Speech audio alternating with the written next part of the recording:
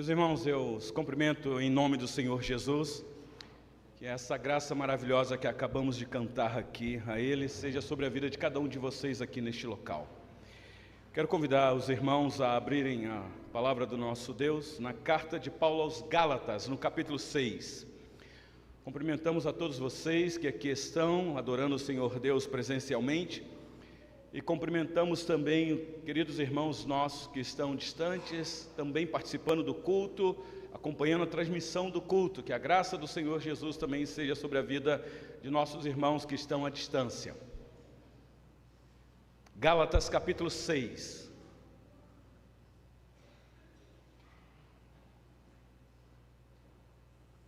Os irmãos que têm nos acompanhado aqui no culto, quando aqui estamos, sabe que nós estamos finalizando esta carta. Já estamos um tempo aqui na carta que o apóstolo Paulo escreveu aos Gálatas, uma região, várias igrejas.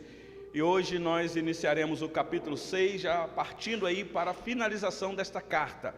Ficamos aqui, meus irmãos, um bom tempo nesta carta.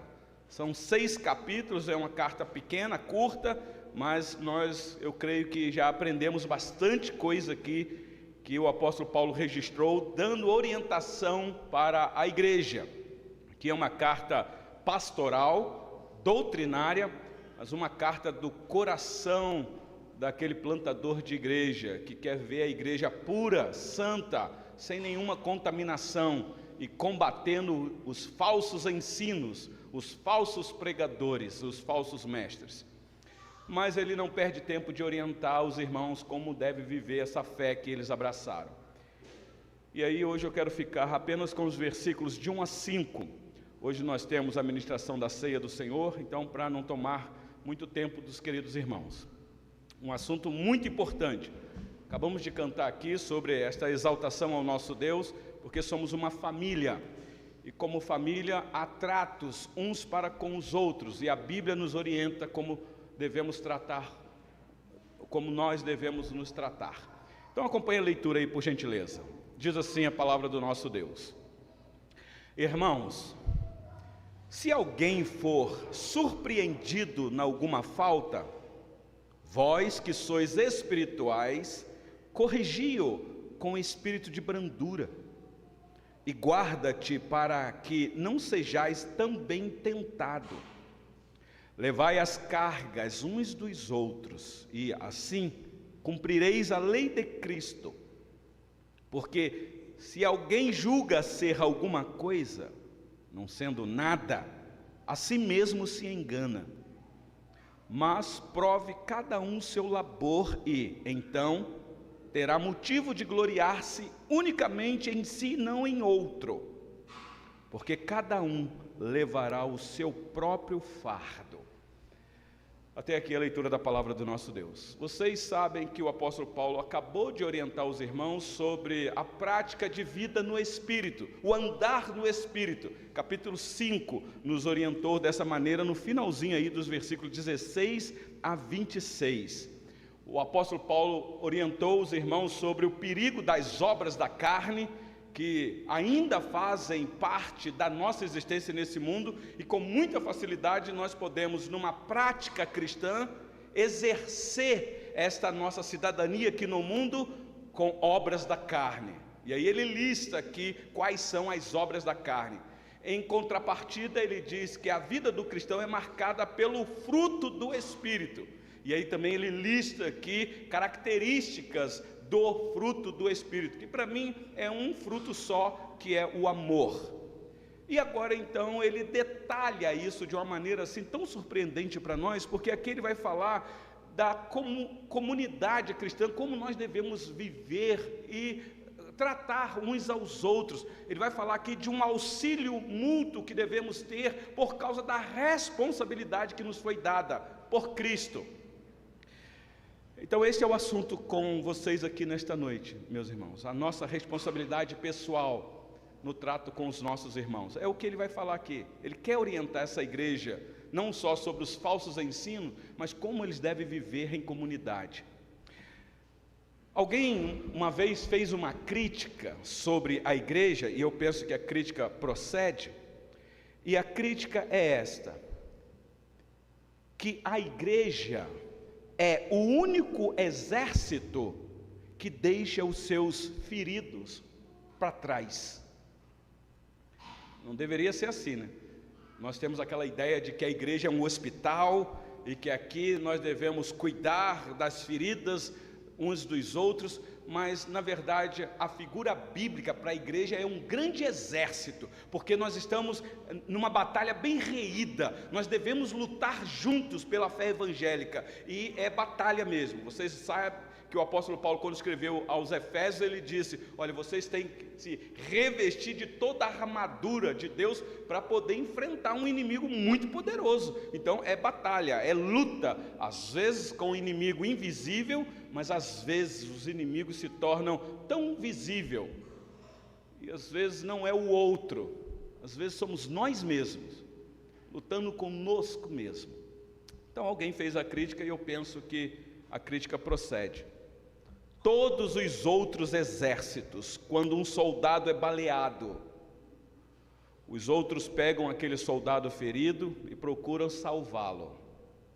E a crítica que se tem feito no nosso meio, meus irmãos, é que nós acostumamos deixar os nossos feridos para trás.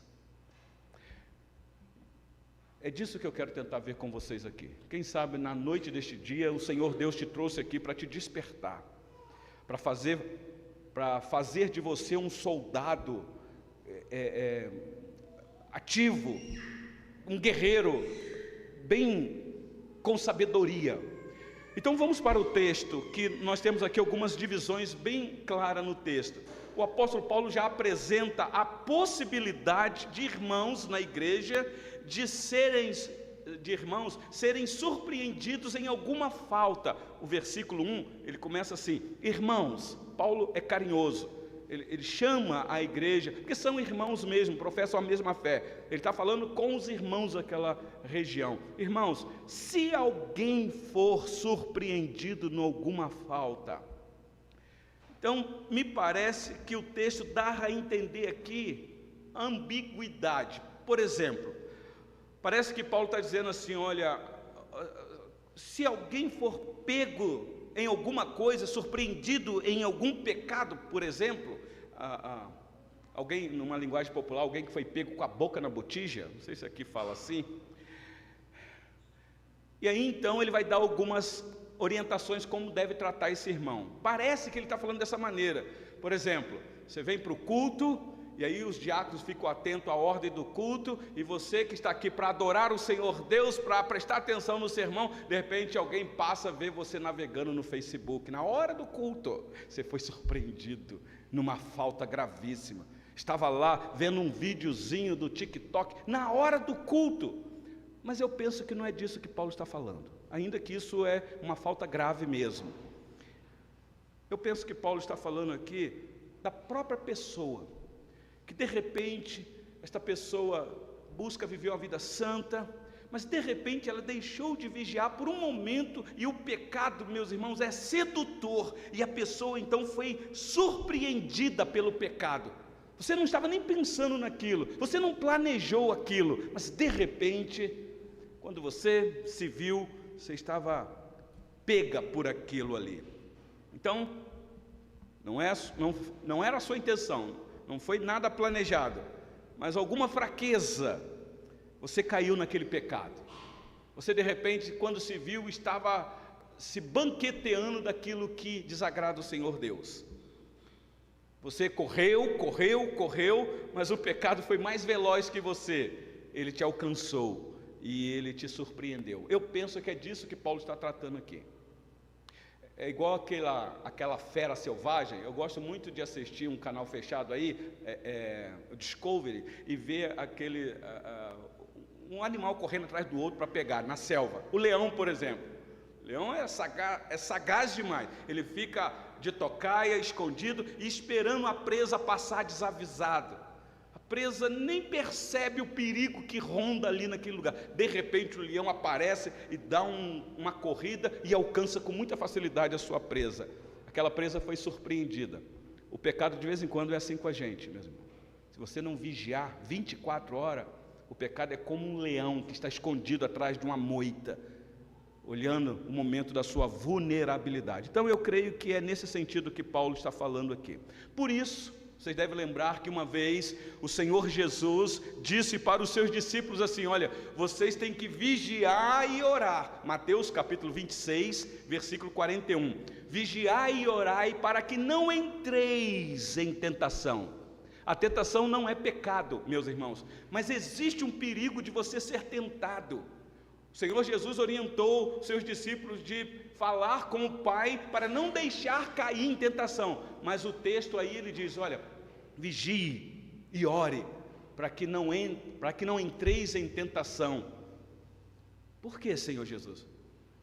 Porque o Espírito, na verdade, está pronto, mas a carne é fraca. Às vezes podemos ser surpreendidos. E eu não sei para quantos eu estou falando aqui esta realidade. Os jovens que estão aqui devem saber o que isso aqui significa. Você que procura viver uma vida santa, que vem na igreja e adora o Senhor e sente a presença do Senhor Deus no culto, mas de repente, quando acaba o culto, talvez ainda no dia do Senhor, na noite que está se findando, de repente uma surpresa, um pecado te acomete, sem você buscar o pecado em si. Meus irmãos, é neste mundo que nós vivemos. Por isso Paulo fala desta maneira. Então, aprendamos aqui, meus irmãos, a necessidade de vigilância total para que o pecado não nos surpreenda. Esse é um ponto do apóstolo Paulo. Por quê, meus irmãos? Porque o crente não é perfeito. Nós não somos perfeitos ainda, meus irmãos. Preste atenção nesse detalhe aqui. Talvez eu esteja chovendo no molhado ou malhando em ferro frio aqui, mas eu vou falar.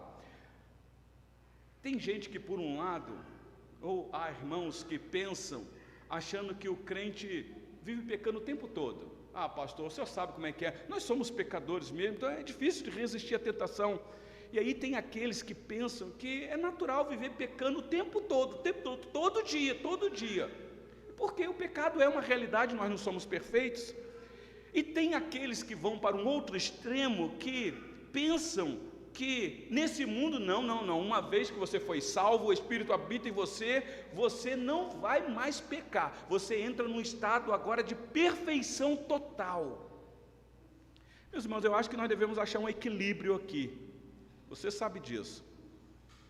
A perfeição é colocada na Bíblia, e é isso mesmo, a Bíblia diz que nós devemos ser perfeitos como o nosso Deus é perfeito, mas isso é colocado como um alvo a ser alcançado, um alvo a ser atingido por nós.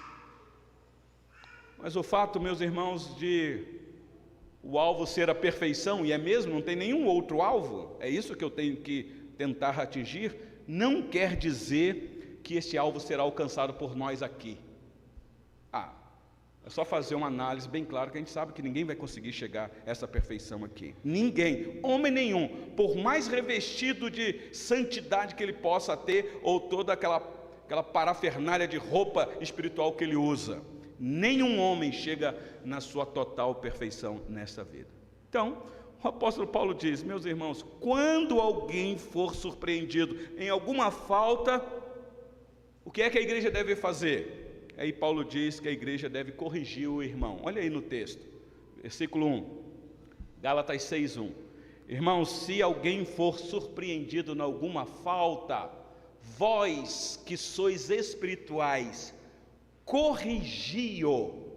Então, não é você ser conivente, não é você deixar para lá, tem que haver correção. Aqui está, meus irmãos, uma das marcas da verdadeira igreja.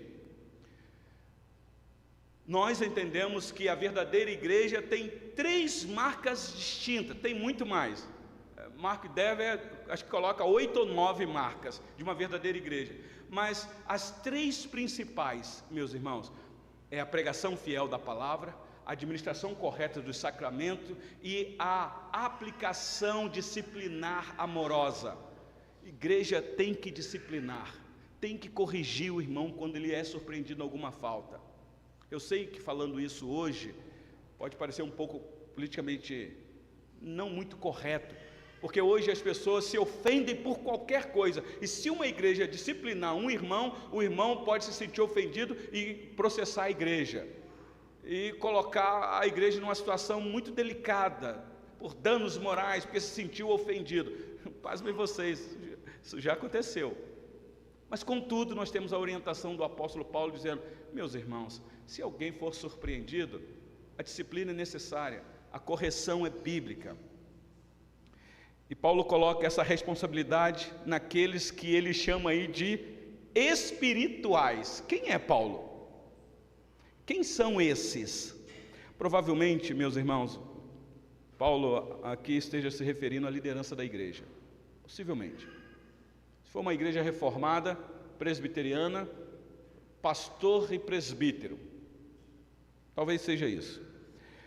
Mas eu quero destacar aqui com vocês algumas atitudes ou características desta correção, porque não é fácil. Como a igreja deve agir?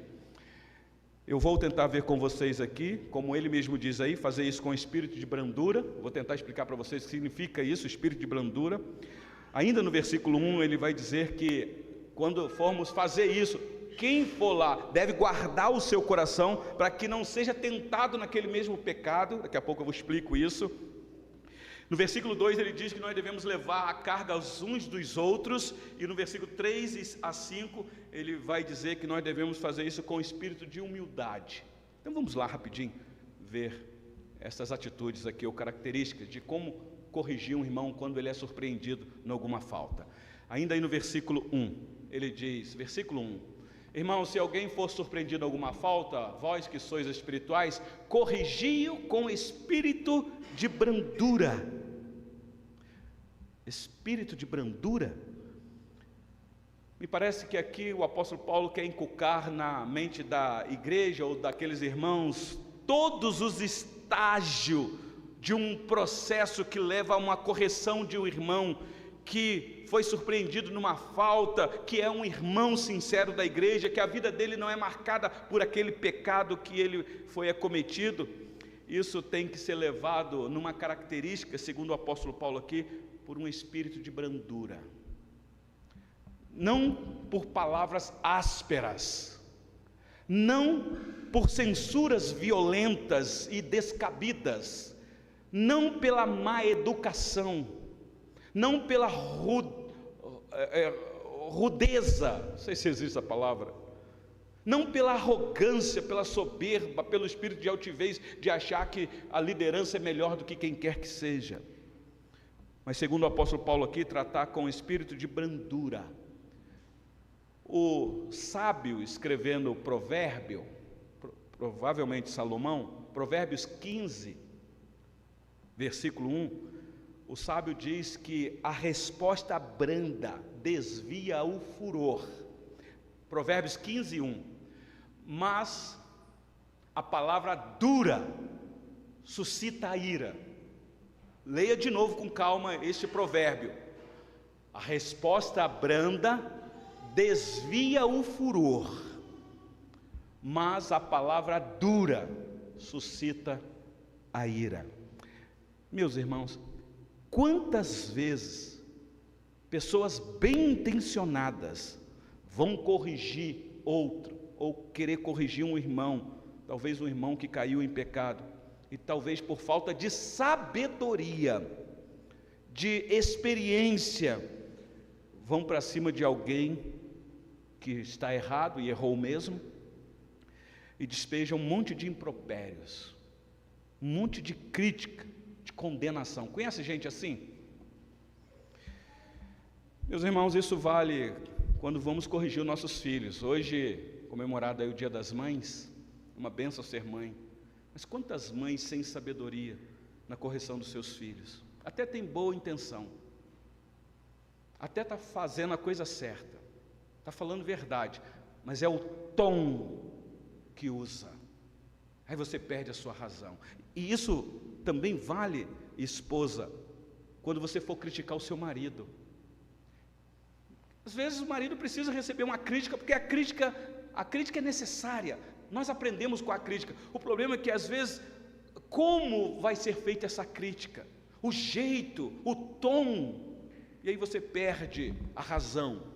Isso vale para você, marido, quando você for lembrar a sua esposa de que ela está fazendo alguma coisa errada. Você tem que lembrar ela, eu não tenho dúvida disso, mas às vezes você perde a razão por causa do teu temperamento, e você ainda diz, não, eu sou assim mesmo.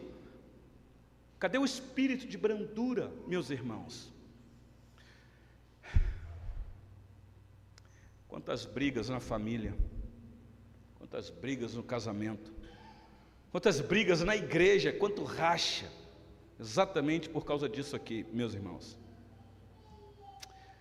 Às vezes a pessoa está absolutamente certo, mas não soube tratar a questão, perdeu a razão, a pessoa não teve sabedoria.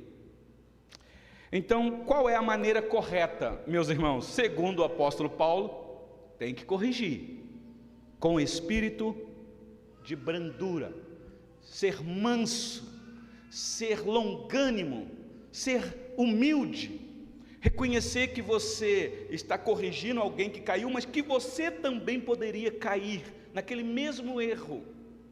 Então, vá com calma, vá com espírito de brandura. Mas aí o apóstolo Paulo continua ainda no versículo 1, uma outra característica aqui, prescrição do apóstolo Paulo. Ele diz assim: irmão, se alguém for surpreendido em alguma falta, vós que sois espirituais, corrigi-o com espírito de brandura, e guarda-te para que não sejais também tentado. Guardar para que nós também não sejamos tentados? Meus irmãos, vocês sabem que a tentação atinge a todos, não escolhe classe social, não escolhe cara e coração, a tentação vem sobre todos, inclusive sobre os espirituais, talvez para os espirituais muito mais ainda. Então, prestar atenção aqui, tire o orgulho do coração, tire a arrogância do coração, pensando que você é melhor ou superior a quem quer que seja. 1 Coríntios capítulo 10, versículo 12, o apóstolo Paulo, orientando também aqueles irmãos, ele disse: olha, irmãos, vocês que pensam que estão de pé, veja que não caiam. Vocês que pensam. Então, meus irmãos, todos nós somos tentados de muitas maneiras. A pior coisa do mundo, preste atenção nisso daqui, é você cair naquilo que você está corrigindo na pessoa. Que coisa triste. É para um filho ser corrigido pelo pai que ele não deve mentir, mas que num dado momento ele observa o pai mentindo sorrateiramente. Que coisa feia. Eu me lembro de um caso que um pai deu um presente para a filha, nem existe mais, já faz um tempo isso, um DVD, daquele filme A Procura da Felicidade. Quem já assistiu esse filme aí? Um filme motivacional, com Will Smith. E na época tinha um DVD, e era aquela febre do camelô, de ter DVD vendendo a R$1,10. E ele, com boa intenção, comprou o DVD e deu de presente para a filha assistir e ser estimulada a saber que a procura da felicidade está na proteção do pai ao filho. Só que quando essa filha colocou o DVD no aparelho, e aí veio um comercialzinho antes, e o comercial foi exatamente o combate da pirataria. Que coisa! Que exemplo!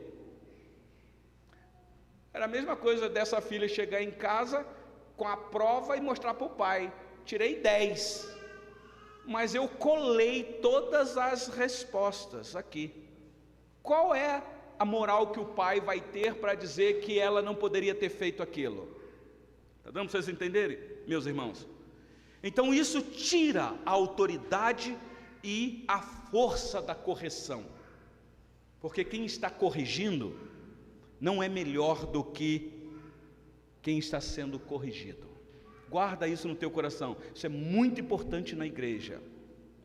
Mas tem mais, agora o versículo 2. Vamos lá rapidinho aqui. O apóstolo Paulo surpreende a gente. Lembra que ele está orientando aqueles irmãos que precisam de orientação correta, porque falsos líderes entraram na igreja e estavam passando pano para aqueles irmãos. O apóstolo Paulo diz assim: levai as cargas uns dos outros, e assim cumprireis a lei de Cristo. Levar a carga uns dos outros? Paulo começou a falar coisa aqui que os irmãos não gostariam de ouvir. Meus irmãos, o sofrimento que o pecado nos causa são fardos pesados mesmos, que são colocados nas costas. Eu não sei quantos aqui já caíram num pecado e depois sentiu um peso nas costas. E se você não tiver um ombro amigo, se você não tiver alguém para te estender a mão, para falar a verdade com você, mas dizer que está ali com você, você cai. É um peso, é fardo, meus irmãos, porque pecado pesa nos nossos ombros. Trabalhar para Cristo não. Trabalhar para Cristo, quanto mais melhor.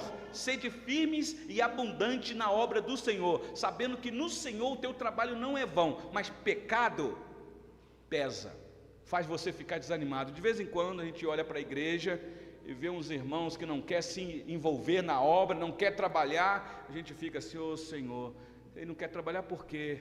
O que está acontecendo? Está cansado? Será o que é que está pesando nas costas do irmão? Meus irmãos, exatamente quando a igreja precisa atentar para a vida dos membros nesta área de surpresa do pecado. O problema é que nós vivemos numa época em que o julgamento, ninguém quer ser pego publicamente. Isso me fez lembrar recentemente um pastor renomado aí na internet, muito famoso, foi surpreendido numa falta. Ele mesmo veio a público e confessou. E me parece que não houve muita misericórdia. Me parece, eu não ouvi os dois lados, eu só ouvi o vídeo que o pastor publicou. Mas a ideia que se tem é que o irmão foi convidado para não fazer parte mais daquela comunidade. E parece que foi isso que aconteceu. Pode ter sido corrigido com brandura, não sei, porque o próprio faltoso disse que lhe faltava a palavra de brandura. Mas não é porque uma pessoa caiu no pecado de falta de palavra de brandura que nós não vamos usar de palavra de brandura com a pessoa. Então, às vezes não é fácil suportar a consequência do seu próprio erro. Não é fácil, meu irmão. Muitos entram em depressão. Muitos ficam envergonhados, muitos se afastam do caminho do Senhor, nem aparecem mais na igreja. Por isso que Paulo diz assim: irmãos, levai as cargas uns dos outros, e assim cumprireis a lei de Cristo. É difícil disciplinar alguém na igreja, porque se você disciplina, geralmente a pessoa disciplinada não tem mais coragem de vir na igreja. Porque ela vai sentar no banco e ela foi disciplinada e todo mundo sabe que ela foi disciplinada. E aí se alguém olhar para ela, pronto, ela já vai dizer: está me olhando diferente. Ela se sente a pior pessoa. Por isso, meus irmãos, esse texto é muito importante para a comunidade.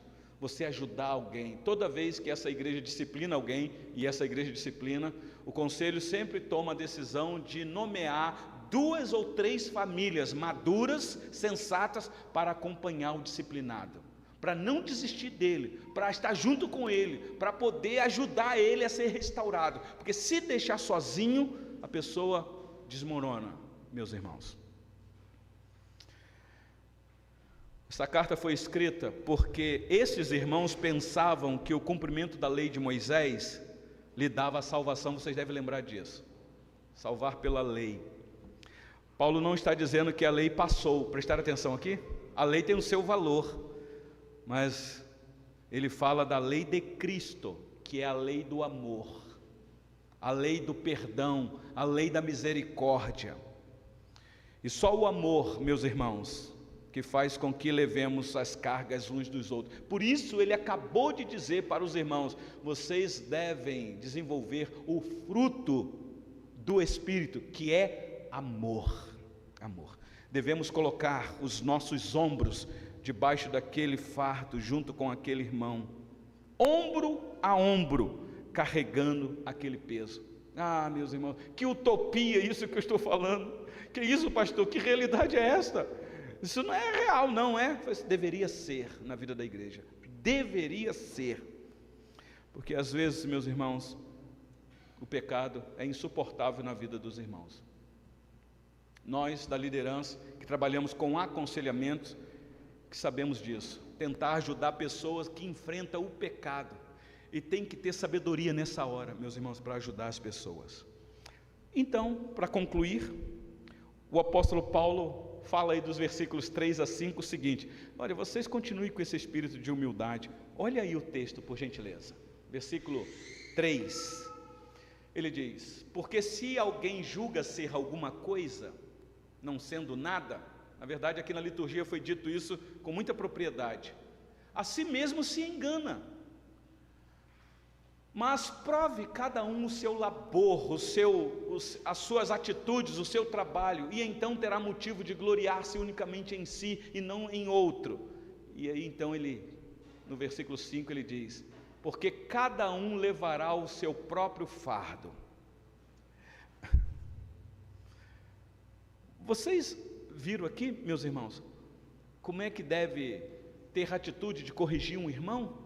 Agora o apóstolo Paulo vai dizer que nós devemos corrigir esse irmão com espírito de humildade, reconhecendo a nossa pecaminosidade. É muito fácil, guarda isso aí no teu coração, quando nós vamos corrigir um irmão que caiu e nós nos colocamos numa posição superior. Por exemplo, quando o pastor e o presbítero vai disciplinar alguém, pastor e os presbíteros, estamos intactos, não fomos nós que pecamos, não fomos nós que roubamos, não fomos nós que adulteramos, mas está lá o miserável moribundo que adulterou. Aí vamos nós para lá, empinamos o peito, o nariz e vamos lá disciplinar o miserável pecador. Às vezes é assim, meus irmãos, as pessoas se sentem melhor. Nós precisamos ter espírito de humildade para ajudar na hora da correção. Então, com muita facilidade, nós podemos pensar que somos alguma coisa. Muitas vezes nós não nos comparamos com o moribundo. Eu jamais faria um negócio desse. Fulano, vocês viram? Foram apanhados nesse pecado. Eu jamais praticaria uma coisa dessa. Bom, Paulo adverte que nós devemos fugir dessas atitudes de arrogância. Volta aí no versículo 3, por gentileza. Ele diz assim no versículo 3: porque se alguém julga ser alguma coisa, não sendo nada, a si mesmo se engana. Algumas pessoas julgam ser alguma coisa mesmo. Talvez os espirituais, né? A liderança, os doutores da lei, os entendidos das coisas espirituais. Você lembra de Lucas capítulo 18, versículo 11? Quando o fariseu era conhecedor da lei, se sentia espiritual, foi orar. O fariseu posto em pé orava de si para si, né? Talvez diante do espelho, e orava dessa forma: ó Deus, graças te dou. Até dava graças ao Senhor Deus, né? Porque não sou como os demais homens, roubadores, injustos e adúlteros, nem ainda como este publicano. Está aí um que se engana.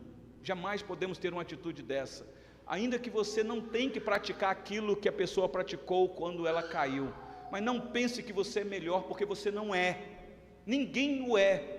Nós só somos alguma coisa por causa de Cristo, o único santo, o único que não peca, o único que não cai. Fora disso, todos nós somos necessitados. Então, é fácil numa religião legalista nos enchermos de arrogância. É muito fácil. Deixa eu tentar tirar aqui, meus irmãos, algumas aplicações para nossas vidas, apesar que já tirei algumas aqui. Mas eu quero tentar ver com vocês, porque parece que é algo tão simples aqui, mas o apóstolo Paulo, escrevendo aos Romanos, capítulo 14, versículo 12, ele disse que cada um de nós dará conta de si para Deus. Cada um de nós. vamos ter que dar conta das nossas obras. Romanos 14, 12. Assim, pois, cada um de nós dará conta de si mesmo a Deus. Então, meus irmãos, Paulo nos ensina isso, para nos mostrar aqui algumas coisas. Agora eu estou falando para nós aqui. Paulo falou lá para os Gálatas. Nós usamos o texto dele aqui para analisar e também tirar algumas lições. Mas agora o pastor quer aplicar tudo isso aos nossos corações. Então, primeiro, se você ou se eu temos que corrigir alguém, lembre-se de fazer isso com humildade. Pai, você tem que corrigir o seu filho, mas saiba como você deva corrigir o seu filho. Marido, você tem que corrigir a esposa, mas saiba como. Liderança da igreja que se considera espirituais, quando alguém for surpreendido em pecado, tem que corrigir, mas como?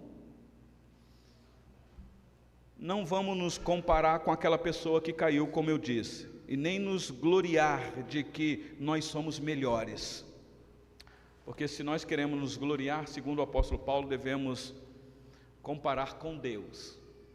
Se você acha que é melhor do que quem quer que seja aqui, a sua comparação não é com o teu próximo, a sua comparação é com Deus. Se você acha que é alguma coisa, compara você e Deus para ver quem é você, e aí então você vai chegar a uma conclusão: eu sou um miserável pecador. Então, ainda teremos motivos para se quebrantar diante do Senhor Deus. Talvez essa mensagem é para alguns aqui. Nós iremos participar da mesa do Senhor. A mesa do Senhor aponta exatamente para isso, meus irmãos, para que nós não venhamos a comer e beber juízo para nós, mas com o espírito quebrantado.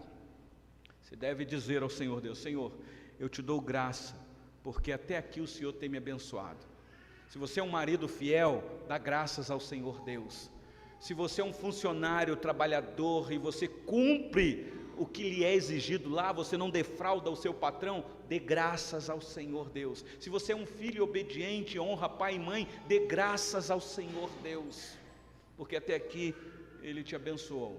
Mas saiba que você tem que ficar vigilante o tempo todo. Esse é o nosso primeiro ponto. Segundo, ou a segunda lição que nós podemos aprender aqui, é que, meus irmãos, nós somos responsáveis pelos nossos próprios atos. Nós vamos dar conta sim diante de Deus daquilo que nós fazemos aqui. Eu não vou dar conta do que o meu irmão está fazendo. Eu sou o pastor dessa igreja. Eu sei que no dia do juízo eu vou ter que prestar conta de como eu pastoreei a igreja, mas cada um de vocês dará conta de si para Deus. Saibam disso, tá bom? Então, eu quero terminar com essas palavras de exortação aqui. Talvez haja alguma pessoa que está aqui nesta noite, talvez membro desta igreja, e que está em alguma falta. Eu não sei, eu não conheço o coração de vocês, eu não conheço a prática obscura de vocês, ou talvez há alguém que está em algum pecado. Eu quero dizer para você, irmão ou irmã, que isso não significa o fim da sua vida. Isso não quer dizer que você perdeu a sua salvação. Eu quero dizer para você, segundo as Escrituras, que há perdão para você. Pecado na Bíblia que não tem perdão é só o pecado da blasfêmia contra o Espírito Santo. Então, é necessário que você se submeta a se corrigir. Talvez o teu pecado não se tornou público ainda, mas você pode fazer uma autoanálise de correção você mesmo diante de Deus. Não espere que isso venha a público. Não espere. Que você aceite a correção que vem da parte do Senhor Deus. Que você, se puder, aceite ajuda ou procure ajuda. E que você volte a andar nos caminhos de Deus com fidelidade e santidade. Talvez possa haver alguém aqui, ou que está aqui, ou que está nos ouvindo. Pode ser. O arrependimento é necessário, a correção também é necessária. A submissão nos leva, meus irmãos, de volta aos caminhos do Senhor Deus. É necessário. Estamos vivendo nos nossos dias o evangelho de porta aberta, do caminho facilitado, de tudo pode. Então não deixe passar mais tempo, mas busque ajuda enquanto se pode achar. Busque reconciliação com o Senhor Deus. E qual tem sido a sua atitude em face dos nossos irmãos que têm sido surpreendidos em alguma falta? Talvez você nunca surpreendeu alguém em alguma falta, mas vá que daqui para frente você é surpreendido.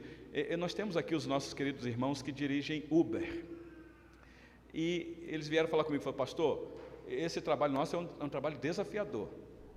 De vez em quando, pastor, nós somos chamados para ir em algumas localidades que a gente fica envergonhado, mas tem que trabalhar. Chamou lá no aplicativo, olha, para ir em tal lugar. Então, se de repente, pastor, o senhor me vê em algum lugar, saindo de algum lugar, não pense que o senhor me pegou surpreendido naquela falta, é o meu trabalho. Eu não vou nem falar para vocês que local é esse. Quem trabalha de Uber aí deve saber muito bem disso. Não é disso que eu estou falando, meu irmão. Mas de repente, você pegou o irmão com a boca na botija. Qual é a tua atitude?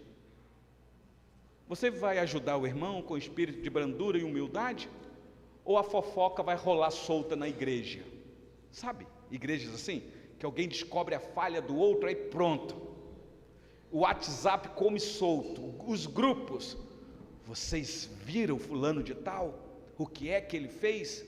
E aí pronto, acaba com a reputação da pessoa. Então, meus irmãos, vocês prestaram atenção aqui o que é que o apóstolo Paulo está fazendo no finalzinho dessa carta.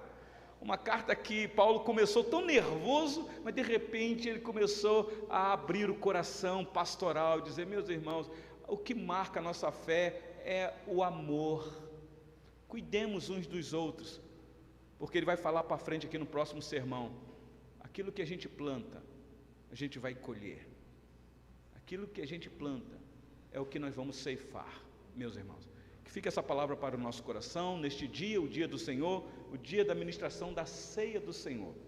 Aquele que poderia nos condenar por causa dos nossos pecados, com espírito de brandura e humildade, assumiu a nossa culpa, morreu em nosso lugar, nos salvou dos nossos pecados. Louvado seja Deus por isso, meus irmãos. Então, vamos nesse momento ter uma palavra de oração ao nosso Senhor, e nós vamos participar da ministração da ceia do Senhor. Queria convidar vocês, mesmo assentado, a curvar a cabeça e convidar você a fazer uma autoanálise, uma reflexão.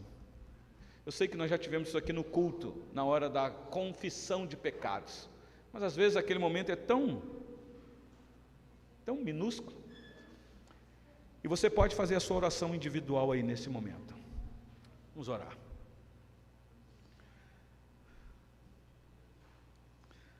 Ó Deus, nós queremos agradecer ao Senhor o alerta que nessa noite o Senhor trouxe aos nossos corações.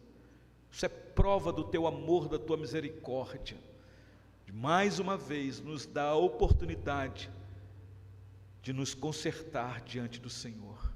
O Senhor é mesmo um Deus misericordioso, porque o Senhor conhece a nossa vida íntima, o que está lá na intenção do mais profundo do nosso coração.